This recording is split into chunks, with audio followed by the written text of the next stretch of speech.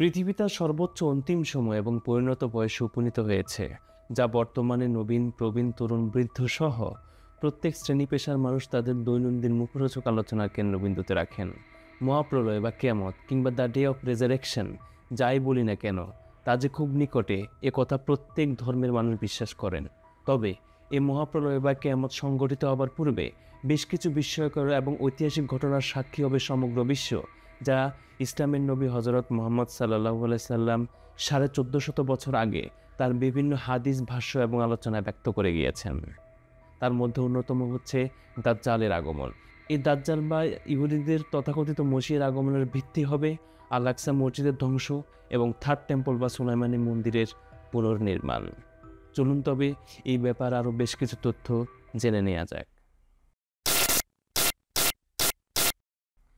ইহুদিরা বিশ্বাস করে যে তারা হাজার বছর ধরে অপবিত্র অবস্থায় রয়েছে, আর এই অপবিত্রতা থেকে পরিত্রাণ পেতে হলে তাওরাত এবং তালমুদ অনুযায়ী তাদেরকে একটি লাল গাভী উৎসর্গ করতে হবে এবং সেটি পুড়িয়ে তার ছাই মিশ্রিত পানি দ্বারা তাদের শরীর ধৌত করতে হবে। এই রেড হাইপার বা লাল গরু, যাকে হিব্রুতে পারা আদমা বলা হয়, এই পারা আদমা বা লাল গরু কিংবা রেড হাইপার কি, কেন এটি নিয়ে এত চর্চা হচ্ছে, চলুন তবে জেনে নেওয়া যাক।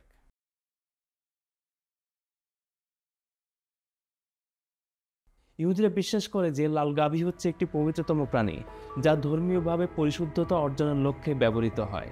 ইহুদিদের ধর্মীয় গ্রন্থ তাওরাতের 19 নম্বর অধ্যায়ের 3 নম্বর অনুচ্ছেদে বলা হয়েছে, the lord commands the child of Israel to bring a red heifer that is without spot, where is in no blemish upon which never came year.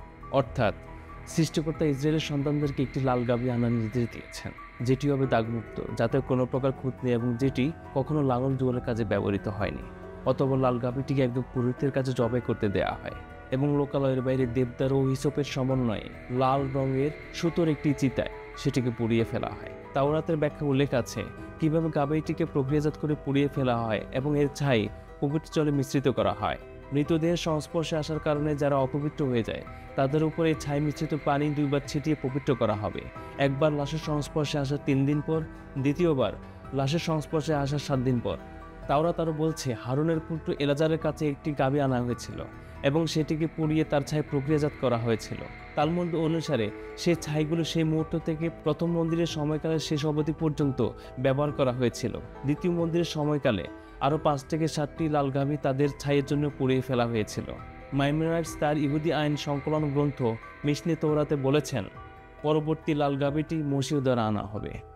হাজার বছর ধরে অপবিত্র অবস্থায় থাকার কারণে ইহুদিরা আল আকসা মসজিদে প্রবেশ করতে পারছে না। এই অপবিত্রতা থেকে মুক্তি পেতে তাদের ধর্মীয় গ্রন্থের সাথে সামঞ্জস্যপূর্ণ একটি লাল গাভী উৎসর্গ করতে হবে এবং সেটি পুড়িয়ে এর ভস্ম বা ছাই মেশানো পানি দ্বারা পবিত্রতা অর্জন করবে ইহুদিরা। এই ধর্মীয় রীতি পালন করার পরই ইহুদিরা আল আকসা মসজিদে প্রবেশ করতে পারবে। আল আকসা মসজিদ ভেঙে সেখানে তাদের বহুল কাঙ্ক্ষিত এবং প্রতীক্ষিত থার্ড টেম্পল বা সুলাইমানি মন্দির পুনর্নির্মাণ করতে পারবে।